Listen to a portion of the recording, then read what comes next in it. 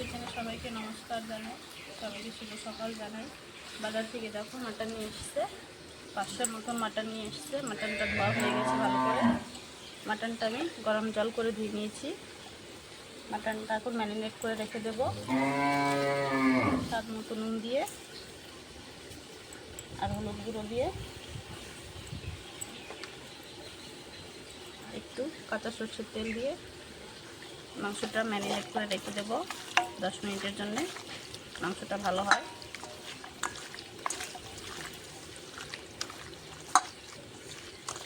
দশ মিনিটের জন্য ঢাকনা দিয়ে রেখে দেবো। ততক্ষণ আমি আলুটা ভেজে নেব।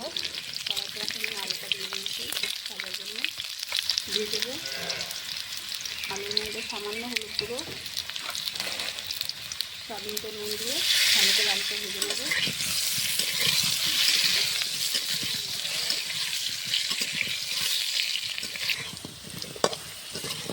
আলুটা দেখো লাল লাল করে ভেজে নিয়েছি।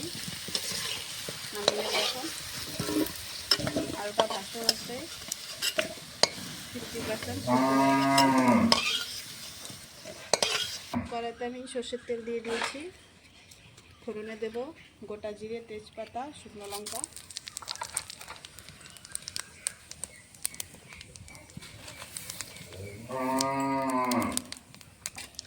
ফোড়নটা হয়ে গেছে, দিয়ে দেব পেঁয়াজ কুচি।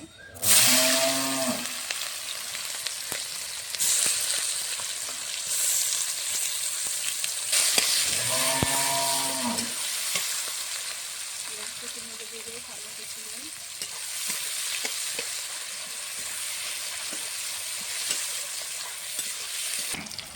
দিয়ে দেবো কটা গোটা রসুন।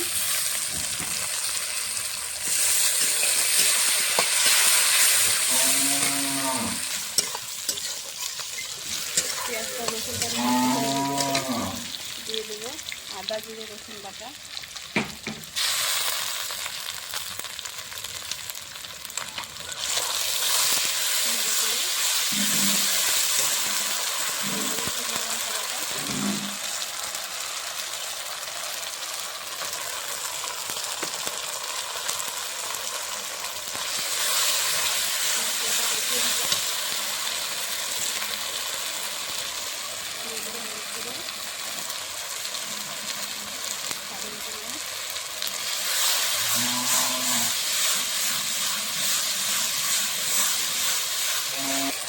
মশলাটা কষানো হয়ে গেছে, তাহলে একটু সুন্দর তেল ছেড়ে দিয়েছে।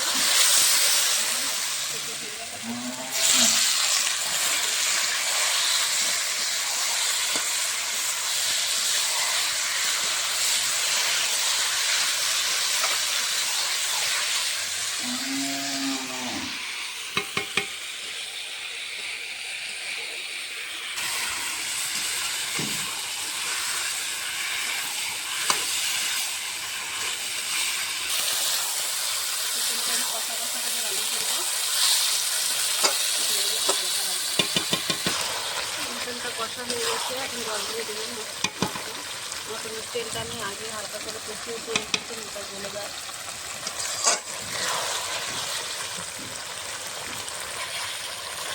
মটনটা কষা হয়ে গেছে, আমি দিয়ে দেবো আলুটা দিয়ে নেড়ে করে জল দিয়ে দেবো।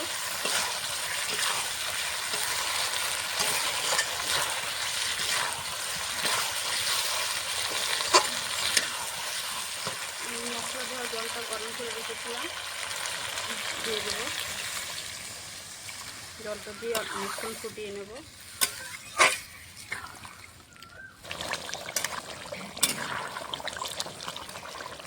দেখো আমার মাটন কষাটা হওয়ার মধ্যে কিছুক্ষণ ফুটিয়ে গরম মশলা বাটা দিয়ে নামিয়ে নেব। মাটনের তেলটা মিশিয়ে রেখেছিলাম, দিয়ে দেবো এখন।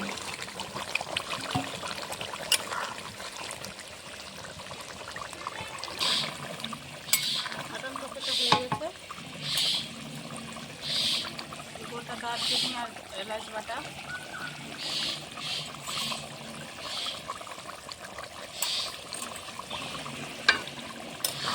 নেড়েছে এখন আমি নেবো।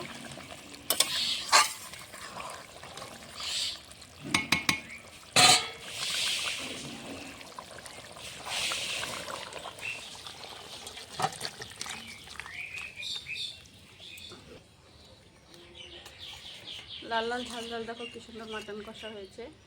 তোমাদেরকে যদি এই রান্নাটা ভালো লাগে অবশ্যই লাইক কমেন্ট করে দিও। আজকের মতন রান্নাটাই